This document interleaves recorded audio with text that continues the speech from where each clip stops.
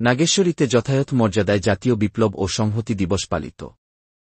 কুড়িগ্রামের নাগেশ্বরী থেকে রফিকুল ইসলামের পাঠানো ভিডিও প্রতিবেদনে থাকছে বিস্তারিত।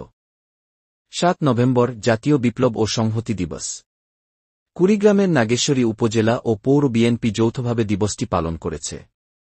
এদিন সকালে শহীদ প্রেসিডেন্ট জিয়াউর রহমানের প্রতিকৃতিতে পুষ্পমাল্য অর্পণ এবং জাতীয় ও দলীয় পতাকা উত্তোলনের মধ্যে দিয়ে দিবসটি শুরু হয়।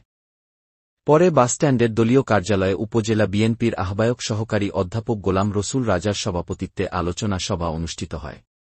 এতে প্রধান অতিথি হিসেবে উপস্থিত ছিলেন নাগেশ্বরী পৌর বিএনপির আহ্বায়ক সাবেক উপজেলা চেয়ারম্যান আবুল কাশেম সরকার। বক্তব্য রাখেন জেলা বিএনপির সদস্য ও ড্যাব-এর যুগ্ম মহাসচিব ডাক্তার ইউনুস আলী, উপজেলা বিএনপির সদস্য সচিব ও সাবেক ইউপি চেয়ারম্যান আলহাজ্জ মোকলেছুর রহমান, উপজেলা বিএনপির সিনিয়র যুগ্ম আহ্বায়ক শফিউল আলম শফি, নাজির হোসেন মাস্টার, যুব নেতা ফারুক আহমেদ প্রমুখ। এরপর এক বিক্ষোভ মিছিল করে নাগেশ্বরী বাসস্ট্যান্ডে এক পথ সভায় মিলিত হয়।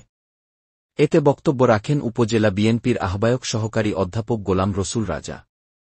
বক্তারা বলেন, ৭ নভেম্বর বাংলাদেশের ইতিহাসে এক গৌরবোজ্জ্বল ও স্মরণীয় দিন।